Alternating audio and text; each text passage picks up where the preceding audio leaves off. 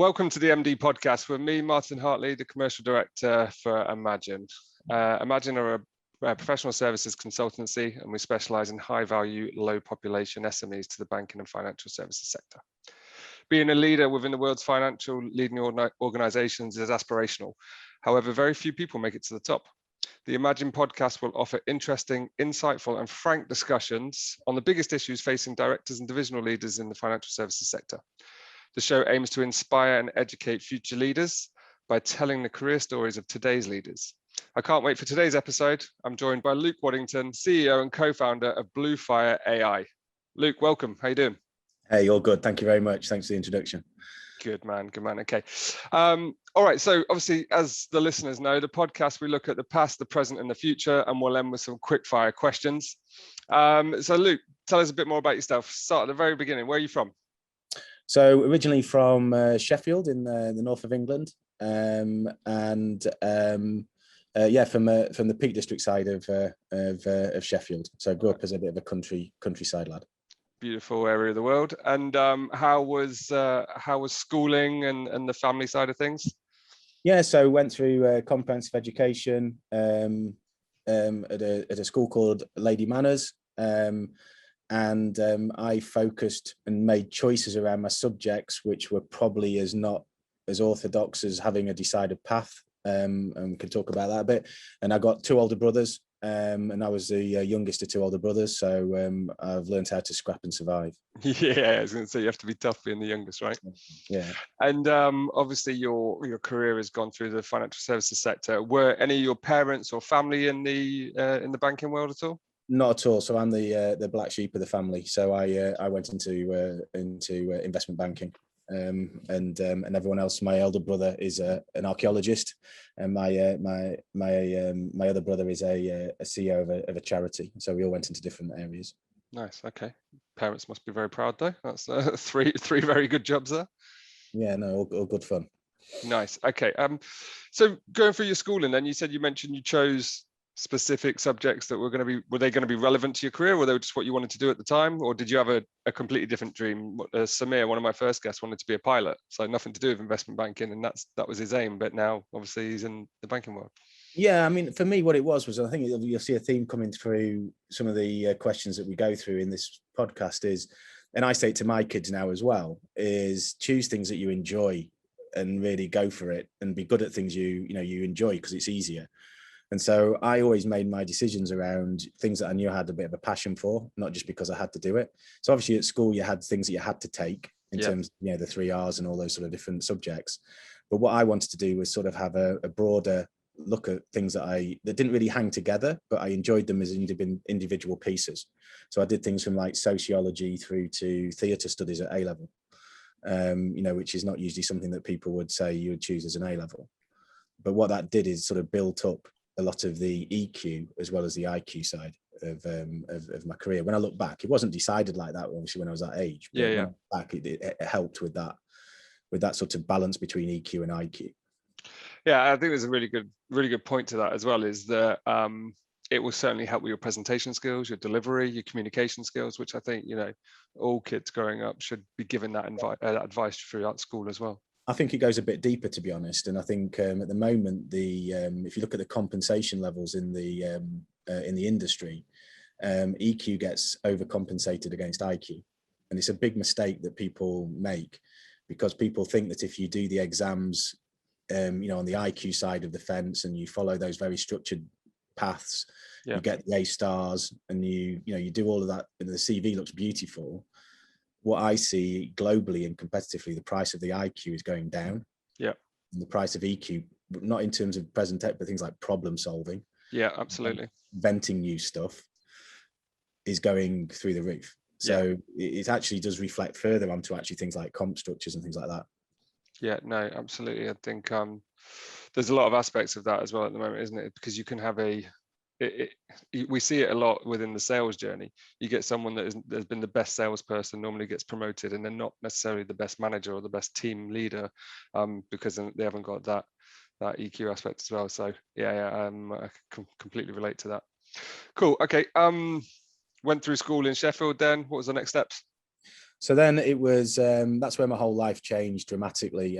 I went to Newcastle University and I did politics and East Asian studies with a specialization in Japanese language. And so part of that course, I went to a Japanese university for 2 years. Amazing. So the course was split between the UK and Japan. So that started to really sort of give me a very specific skill that people could sort of hang a label on me. So I was fluent in Japanese and understand Japan pretty well.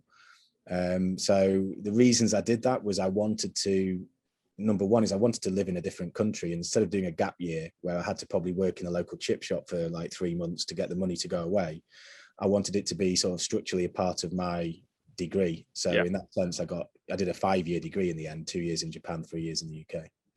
Any particular reason why you chose Japan? My French teacher, when I was younger, turned around to me and said, "Luke, whatever you do in your life, never study a language because you're crap at them." and I just thought, I'm so crap at languages that I might as well do something that's just so out there, that's so different. Yeah. Let's have a go at it. And Japan, I didn't know much about Japan, and I just thought, I just don't know about this at all. And it was just like literally zero knowledge, and just jumped into it. And then a little anecdotally, I went back to my French teacher actually in my mid-20s and just said, "Hey, I managed to get Japanese down," and he was so happy. He was like, "Oh, really well done," sort of thing. But, it was just really a jump into the unknown and to try and do something and challenge yourself to try and see what happens, and it worked out well. Would you say that's part of your makeup and your personality traits throughout your career and even today, that if someone challenges you or someone tells you that you're not very good at something, you need to prove them wrong? I think it's not about that. I think those incentives are a little bit negative incentives. They're not positive incentives. You've got to look forward rather than look back. And I didn't do it because that was more anecdotal, the result, rather than the effect, the cause. Mm-hmm. For me, life is, and this will come from my early career conversation, points I talk about. Life is all about risk and rewards. And so, for me, I know it sounds a little bit sort of self promoting, but I was always sort of called like Lucky Luke. And for me, it always came down to what the definition of luck was, because I didn't feel myself as lucky. And the definition of luck for me was when opportunity met, preparedness equals and meets opportunity. Mm-hmm. And in that is all about risk reward, and association of risk reward. So for me, I do a lot of things around the sides where I'm assessing the risk of all the decisions. And then you end up looking lucky, but it didn't just happen. It's not fate or magic or voodoo magic. It's actually risk reward. So everything for me is about a risk reward play. Nice. Okay. Really interesting topic. Because I think people that get to the top generally take more risks. So you mentioned there. No, they take calculated risk. Well, that's what I was about to ask. They don't take all the risk. So what factors are you considering? How do you make that calculation? So I also, one of my big passions, and during my 20s, I was a semi-professional snowboarder. Nice. So that for me was the ultimate thing. And it's one thing that I always encourage people to do. A lot of people take risk that's locked up inside their head. And if you want to get to raw risk, take some physical risk.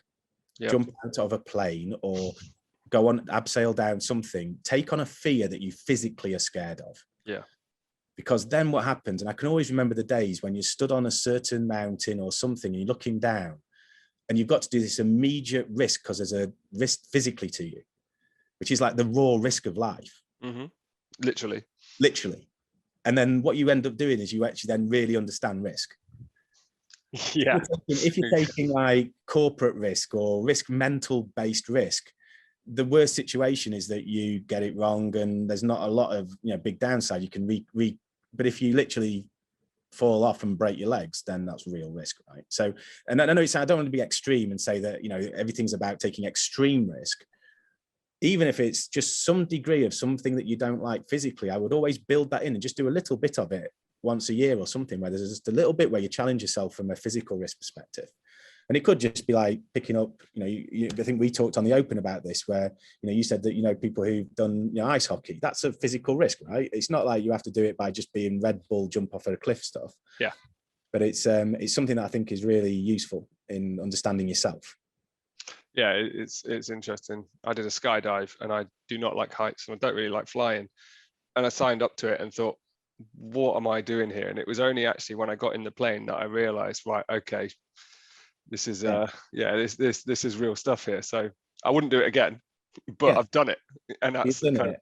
And it's good to reflect on the way you're thinking when you're in that plane, because it's not the same as when you're sat in an office thinking about how I get the next position in my career. It's different. There's a very structural difference in the way you're assessing risk. And obviously with that, taking that into consideration, obviously I think the main point there that you're saying is that risks in your head and risks in the boardroom and your career ladder, actually they're not that big a deal really when you compare it to something like that. So then is there a certain process you go through, or is there a certain elements that you know you need to nail off in your head when you're assessing a career move or a business decision? Yeah, so for me, again, when it comes down to corporate side and looking at your career, there's two things that define my career. One is in the early stages and one is in the later stages. In the early stages, you're earning the right. You've got to get skills. Yeah. So there's no shortcut to it. You've got to do the hard yards, and you've got to understand your domain and understand your job. So actually, no, there's a couple of things to this. One is, and I remember this as a when I had a part-time job. I had a part-time job washing pots in a restaurant. Yep. The owner of the restaurant was a very sort of Basil Fawlty type character, very sort of wore, nice bow ties and was very eloquent with the clients. But when the pots came up too high, he'd take his jacket off and he'd come in and he'd wash the pots with me. Nice. And I always looked at that and I always thought that's really solid. Yeah. And then when I look at my career, never think that you're getting too good to go and do some of the shop floor stuff. Because in the shop floor stuff is where you learn a load of things. So even though sometimes it looks like it's not that progressive what you're doing, don't be afraid or don't be too humble to be able to go back and just do some of those things, because you'll learn lots of the intricacies. And what I found in the beginning is in big organizations, there's very few people who know the complete workflow of something. Yeah, really true. The person who owns the complete workflow owns the complete information. And so if you're a business manager, you could own a complete view of a business, which is bigger than the person who's, the different business leads within it. Yeah. And so though understanding all those little bits in your early career help you build out a very core understanding to be a base that you can look at. So I think that's really, really important. I think then the thing for me is not to become too specific too quickly. Okay, nice. Why? That's another really important piece. And so a couple of things there. A really good tip there is obviously kind of stay grounded. Make sure you keep your, if you're within the technical world, you see a lot of the times, right? Development managers, CTOs, they've stopped doing any code. They've stopped keeping their hand to their hands, not getting their hands dirty anymore, essentially. And then it obviously they don't really know or have the skills there, so they're dictated to by their team. So obviously you're saying there your boss coming in and washing the pots keeps everyone grounded, and he also gets to hear, he will hear the gossip in the kitchen, right, which he would have never heard of previously. But what he'll also do is understand that at certain peaks in his business, the process that's there to wash pots isn't efficient enough, and by doing it he could then go, right, we're going to do this and this, and suddenly make it more efficient so he doesn't have to do it again. Yeah. But he knows that problem, and therefore he knows exactly every component of his business and restaurant and how it's working. Yep. Yeah. Exactly. When I was in some of my jobs, it was a case of knowing there was so many different component parts of the business delivering. If you don't do that, you can get the wool pulled over your eyes really easily by different parts of the business. Yeah. So the CTO can get his wools pulled over over his eyes by not understanding the business, and the business guy can get the wool pulled over his eye by not understanding the IT. Yeah, completely. The person who's got that, and I used to just draw it out, just have a schematic almost of the business. Yep. And understand all those components of it. And then what you've got there is you've got real solid base domain. And that's substance, right? That's substance. It's not like politics and bullshit. It's actually substance. Yeah, exactly. And ultimately you want to get the job done. So it's just having that understanding and trying to keep it simple. Yeah. Like, you can let your SMEs do the work they need to do, but you just need to understand how it actually operates. They also respect you as well, because you get your hands dirty and you understand what they're doing as well. Completely. Yeah, I really like that. Okay, so how, obviously 2 years in Japan, which is good. How was Newcastle? How was uni up there? Can't remember. Yeah, you said there were some topics we shouldn't talk about. That's one. Yeah, fair play. All right, moving on swiftly. I assume you had a good time. Yeah, great. It's a good city, isn't it? Absolutely. So then your first entry level job into banking is with HSBC. So I was with HSBC. I was a graduate trainee. I had the luxury of being on that course and that path. So that took me around lots of different parts of the business to get that base understanding of financial industry. And then the foreign exchange business took me in, and then they sent me to Tokyo. And then I worked in HSBC Tokyo as a prop trader, trading yen markets for quite a few years. And I just had an edge because I could liaise between the offshore and onshore markets, being able to sort of flick between Japanese and English. Yeah. And I used that edge to generate business and revenue. Do you think that it was the Japanese element to your degree and that you were fluent in it that got you that job? Absolutely, 100%. Yeah. So then it comes down to that decision that you've made prior to going to university, spurred on or not spurred on by the former French teacher, that actually now has landed you in a great role where you're I'd say that stuff. That's what I look back now, and again I look at people taking choices at university or advanced study or anything they're using to develop themselves. Mm-hmm. My criteria is always see the pragmatic nature of the edge that you can get from it. Don't go general. So if you're going to do an MBA and things like that, don't get it just because it's a badge on your arm, like you're going to Cubs or Scouts or guides. It's got to have something in it, which is either something that gives you an edge. So for me, I always remember it in the beginning of my career. And you can see how my career progresses when I'll talk about it later. Everyone you say, this is Luke, he speaks Japanese. That's how I was introduced. So if you've got that thing, it's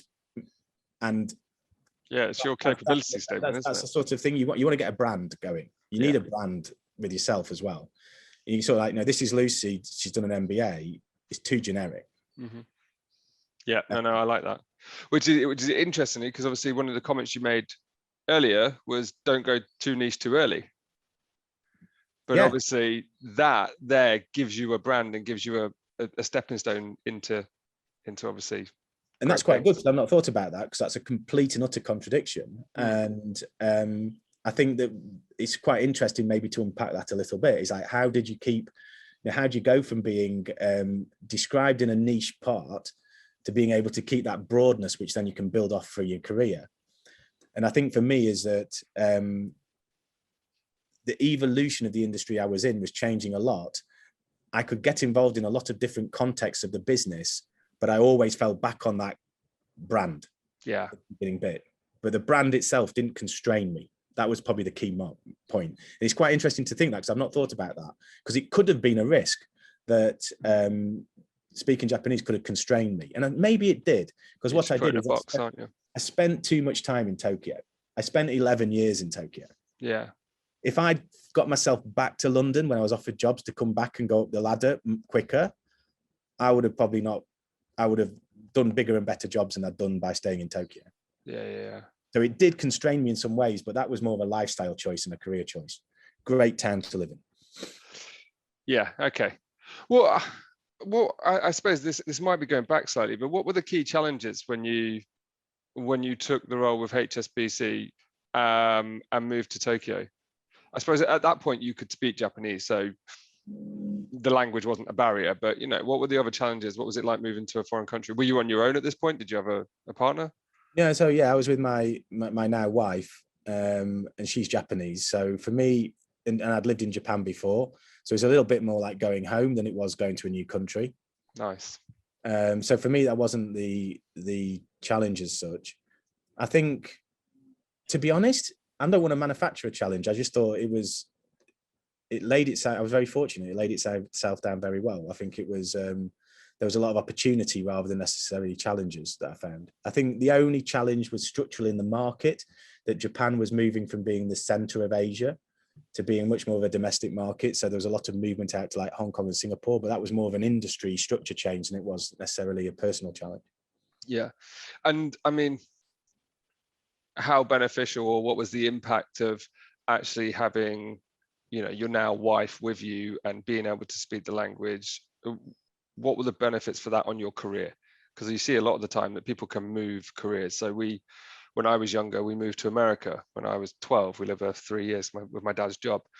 And, you know, he had his family with him. He had the support of my mum, the kids. Like we were happy. It was a good move. So everything was great. And it actually propelled his career. But I mean, if we weren't happy and my mum wasn't happy, that could have been detrimental to his career, really, if he'd have had a load of aggro at home.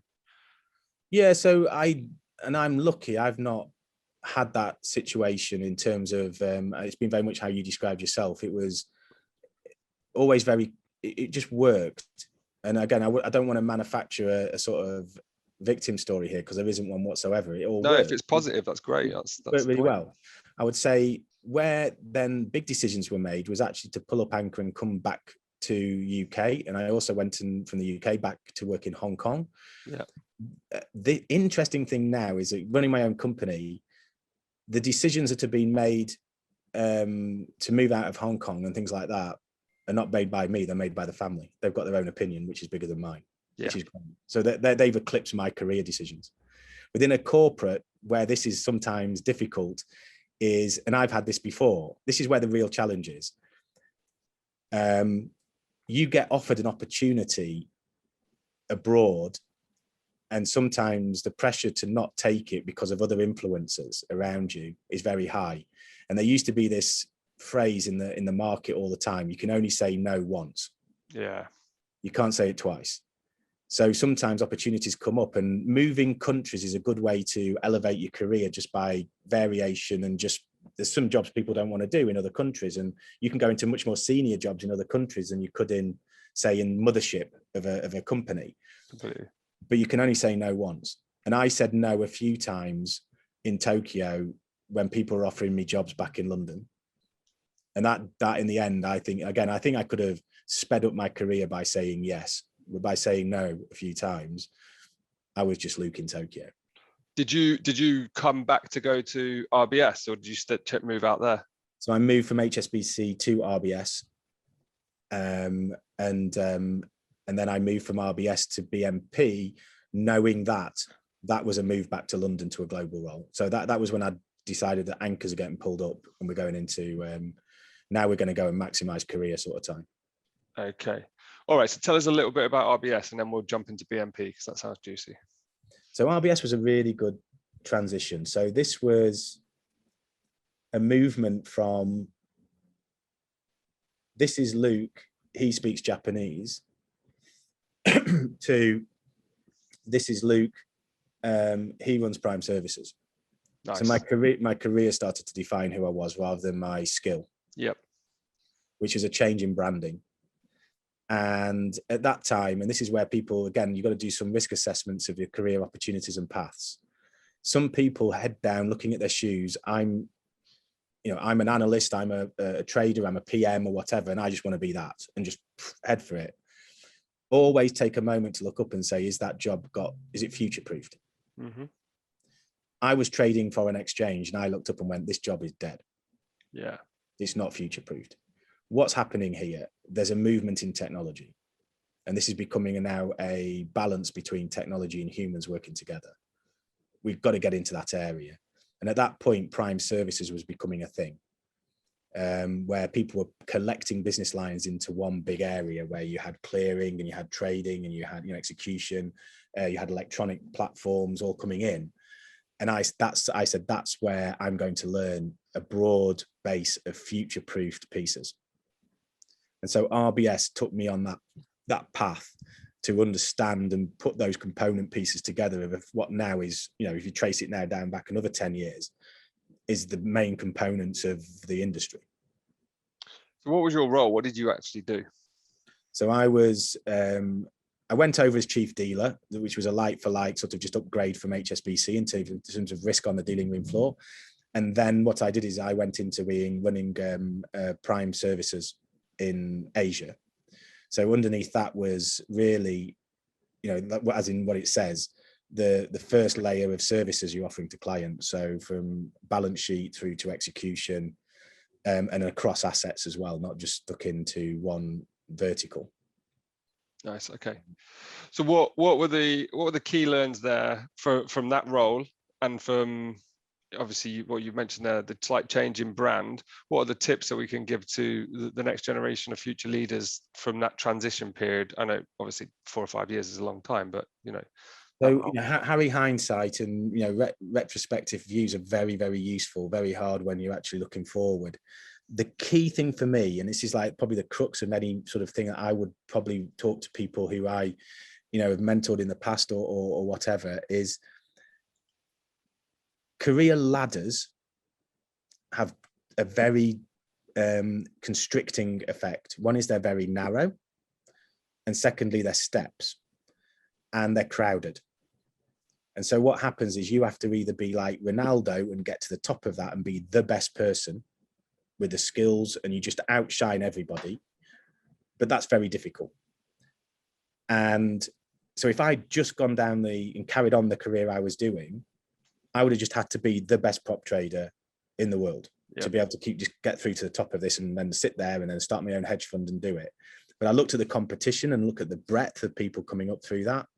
And then I looked at the tightness of that ladder, and just when this is just going to be a political bum fight to get to the top, as well as then skills. And therefore you get trapped. I see a lot of people looking at their careers like that. Very tight ladders. I'm going to politically get myself up the ladders, and I'm also going to try and get more skills and just get more specialized as I go up. And eventually I might make MD or further. Yeah. But then if you just stretch the ladder, and that's time, it's a very long ladder. Completely. So for me, it was all about, and that's where Prime Services helped me a lot. Go in, learn all of the bricks. Make sure I saw everything in a career as like bricks. Mm-hmm. Learn that box, learn equities, learn foreign exchange, learn fixed income, learn technology, learn clearing, learn prime brokerage. And I saw it as bricks. And then it went back to that opening point I mentioned, then put those bricks together so you can see the big picture of the business. Yep. You can see the big picture of market structure. Yep. And then what I've got so many more opportunities to make this up if you measure it by height, which I don't, but if you want to be I measure it by your ability to make or influence decisions. That's how I'd say if your career is going well or not, as in, are you the decision? Yeah. Not are you at the top of the, you've got a white shirt with a tie on and you've got your own glass office. That's not how I judge it. Therefore, I could influence more decisions within the firm because I knew and had those blocks, which then for me, and then if we progress my career, has just become the way. Then you can then set up companies, you can do lots of different things. But I'm not on this very narrow, long ladder competing with people on steps. And this is what you were alluding to with the Ronaldo versus Forrest Gump. Yeah, so this is a sort of, Ronaldo is like, you're just like, you are the best footballer, you're going to just go straight through and you're going to get what you're doing every minute of every day. Everything leads to the same point. If you're in the gym or if you're on the pitch, it's just leading to being the best footballer. And that's talent, right? If you were just a raw talent, and that's what you do it, right? They just go and obliterate that tight ladder and get to the top. A lot of people aren't like that. And so for me, it was a case of like, life is like a box of chocolates.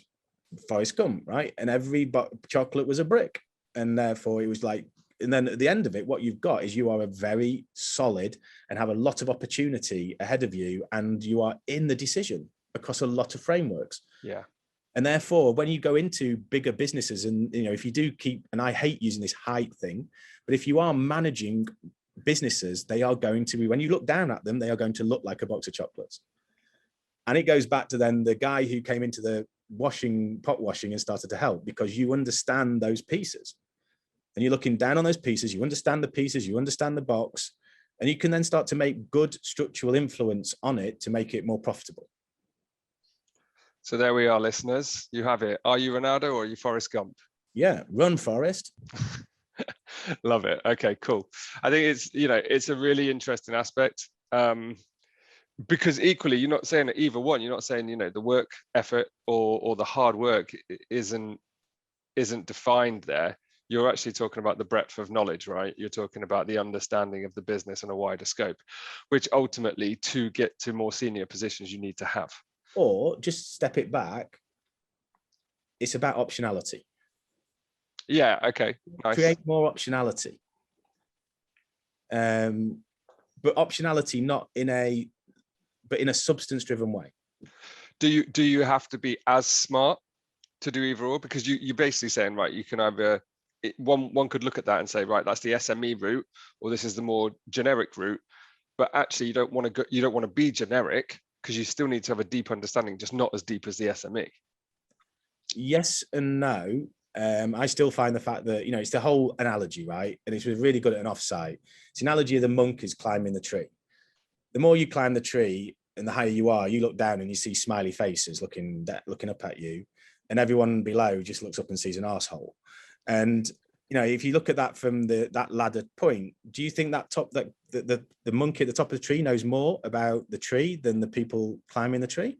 I think that's a misnomer, that there's people who've got there because of a big meritocracy of understanding, of specialist understanding. In some places it has. But the higher you get, the businesses become so large and complex that you just need to understand them, the breadth of them, to influence them. You can't, and that's why you then hire good people and get out of their way. Yeah. But I don't think it's people who have gone up that ladder become like this sort of, a guru status. I don't think that happens. Yeah, and I think the best leaders are the ones that acknowledge that. There's nothing worse than working for someone that thinks, I'm here, I'm number one, I know everything, when actually you're completely right. They don't, because they're alienated from a lot of what's happening, right? Yeah. Cool. Like it. All right, good. So then you mentioned earlier BNP was a big ticket for you, essentially. Talk me through how that came about. No, what that was a real sort of change. It was a change it was an organization which was really proactive at wanting to redesign and change their business. And it was just after 2008 and the financial crisis. So I went over with a few people from RBS together. We knew that what we needed to do was look at, first of all, making the business go faster and look better with using technology. And then as that progressed, we realized that the underlying market structure, the underlying business models needed to be adjusted. Yeah. Which then became very, very interesting, because you can only see if something like that is broken by being in it in the first place. So a lot of that learning from the previous parts of, we came with a plan. We knew that, and what we wanted, and BNP was a great partnership to be able to implement and execute on that plan.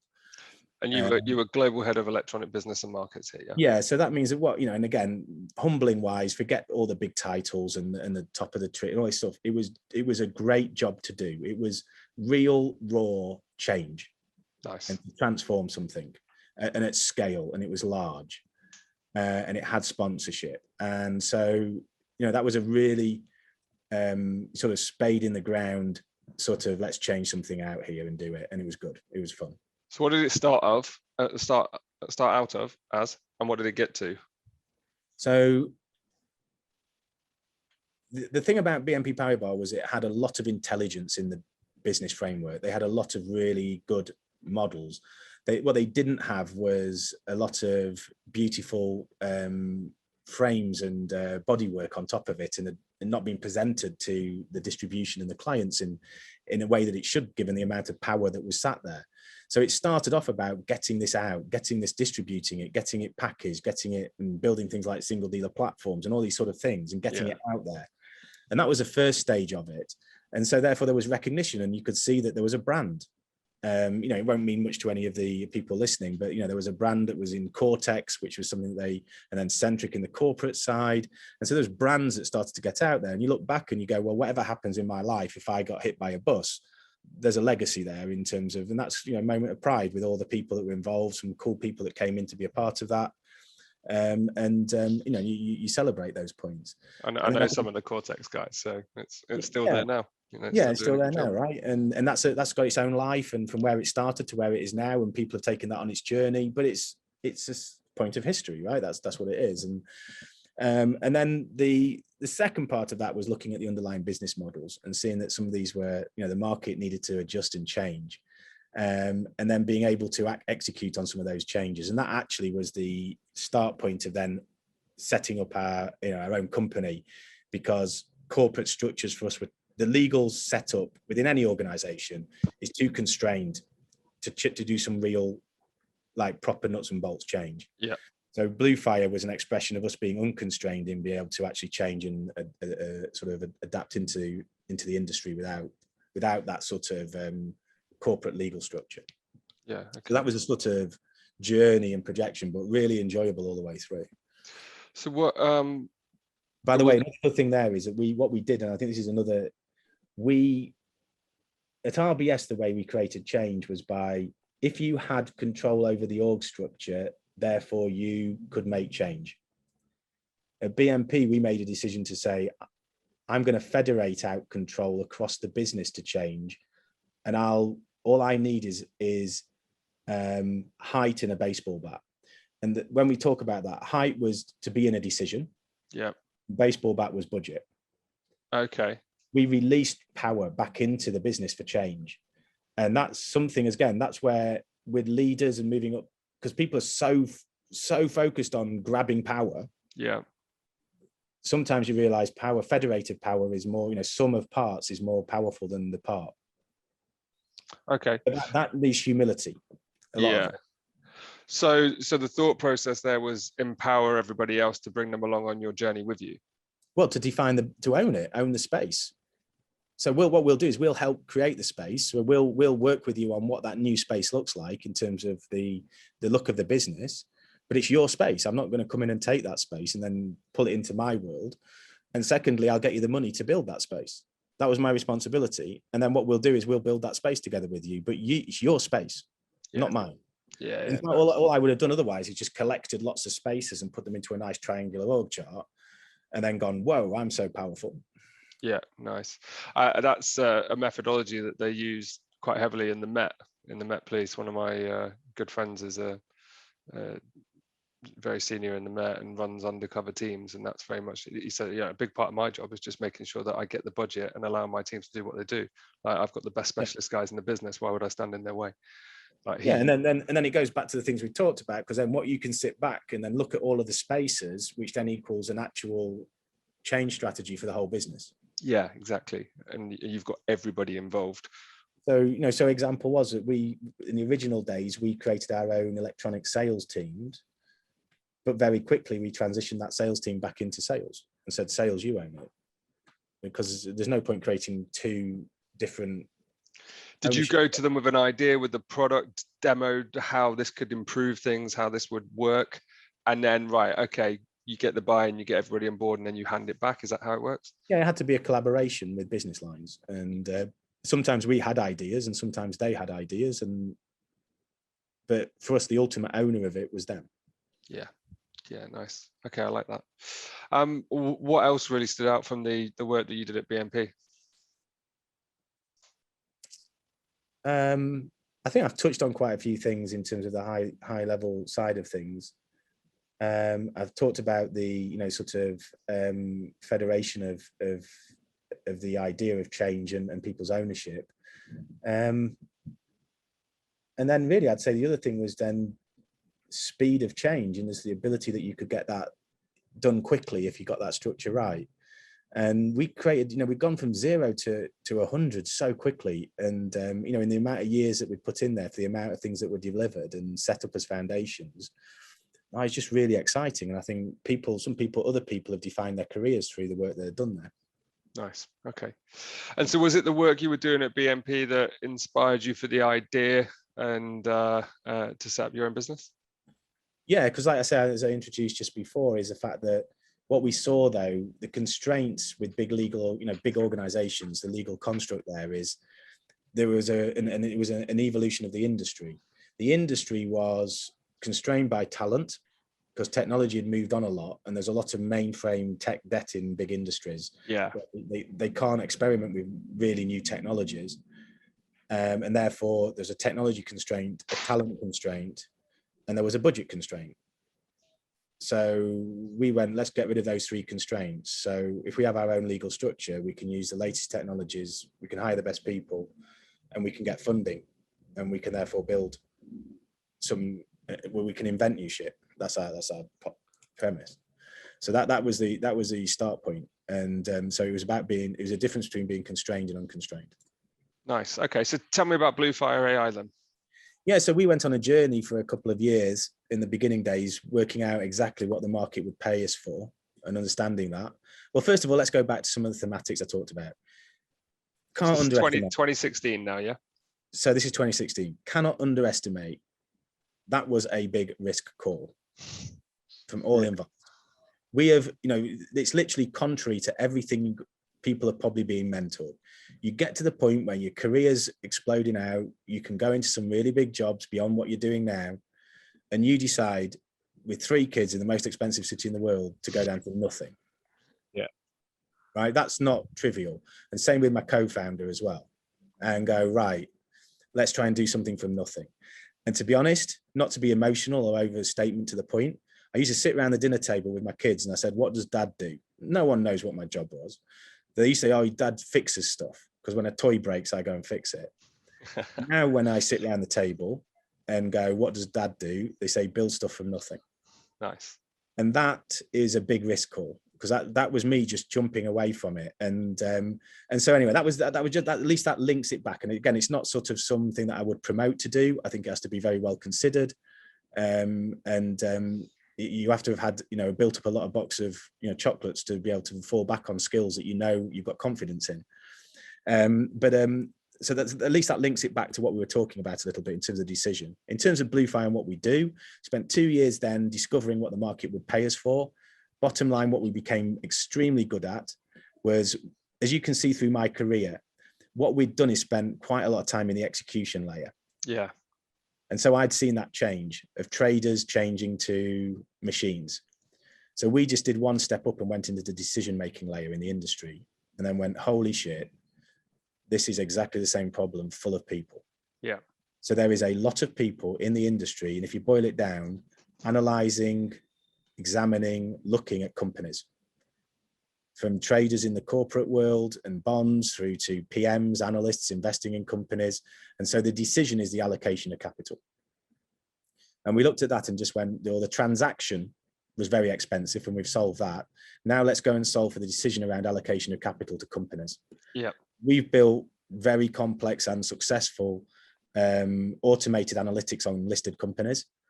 And we then do 2 things. We are able to sell a risk view of those companies as a SaaS business. Yep. So risk as a service, and that decision into the business, into the industry, which is a huge, massive industry, the risk industry. Yeah. But it's not the most exciting side of things that people get excited about, but it's huge. And then we also, because we have that comprehensive view of a company, we're able to run AUM and manage funds on the other side of it. So we are a fully automated risk analyst, and we are a fully automated fund manager. Nice. So we're monetizing the decision-making layer of capital markets versus before, where we were monetizing the execution layer. Yeah. And how have you found the uptake from that? Like, what's the thought of the market being on it? Really interesting thing. I don't want to get too granular into, because it'll probably take it out of the domain of some people and switch them off from this sort of conversation. But the key thing is the interplay between machines and humans, because now we're playing around with decisions, not transactions. Yeah. This is unresolved. Exactly. So how humans interact with machines, and this is a really interesting area for the next decade. So we did some quite cool stuff, like we humanized the intelligence. And we've got Emagine. So Emagine is a risk analyst. And the way we present her is with her CV. So you think of her as a person, and if you think about how she works and her outputs, and then how she works with a team, you start to get a connection to her, rather than this being a black box and algorithms and I don't know what this is, and please can you cut it up and show me all the pieces.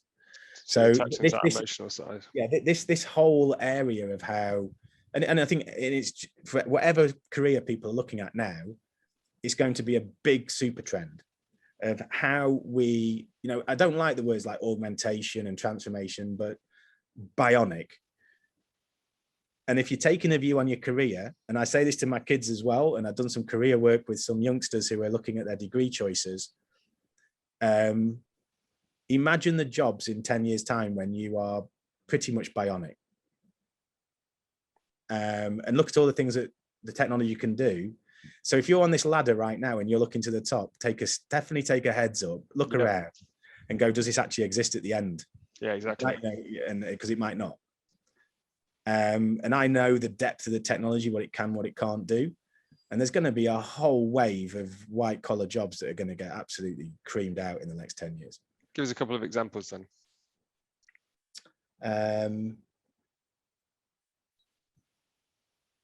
Analyst. Okay, big call. Gone. Except for there will be everyone will start operating up the chain. So if you just follow what happened in foreign exchange, regular book traders, poof, gone. Yep. But people who became liquidity advisors and could advise on the complexity of execution becomes a business. Yeah. And then they end up there. But you're ending up with 2 out of 10 people. And the definition changes. The analyst will be able to be the person who understands the company using all of the different intelligence around them better than anyone. But underneath that, if you're just a bog standard, I need to get the intelligence together type analyst, that's gone, or it will go. Which goes back to our Forrest Gump versus Ronaldo, right? The 1 or 2 Ronaldos will survive. The 8 Forrest Gumps in that scenario, if you have not become a Forrest Gump, you won't survive. Because you need to have knowledge elsewhere to go somewhere else. You need to be a bit broader to fall back on other things. And then it goes back to the IQ, EQ. Yeah. Machines will not take over EQ. Yeah, exactly. Machines will definitely take over IQ. Yeah, if they haven't already.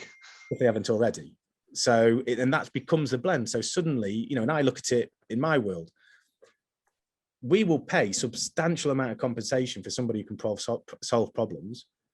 The compensation for computer science, mathematics, things like this, the good guys, which we get big compensations, but there's a general population which is just decreasing in value. Yeah. So how big are you guys now then?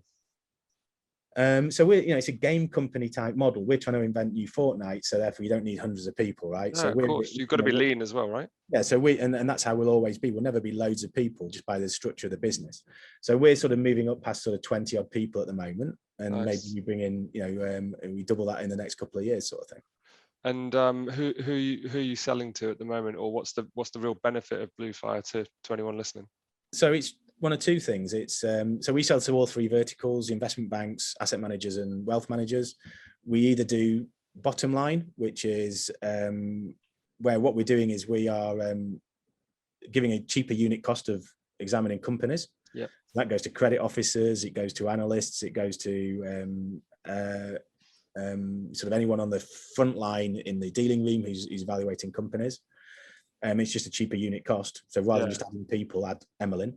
And then on the top line, if you actually use Emagine's decisions to reallocate capital, then it becomes better returns, protection of P&L. And then that goes into PM's worlds, it goes into traders' worlds, it goes into sort of better allocation decisions. So we work across those 3 verticals, and we work across all the geographies, and we either, like I say, hit efficiency or we hit top line. Nice. Okay, great. $1 million question then. Why? Who's Emagine? What's the what? Not who is she, but the name. Where's it from? So Emagine's great. So Emagine was our when we first started the company, we outsourced our finance department to a company that's a finance department, and Emagine was our accountant, and she never makes a mistake. So we named it after Emagine.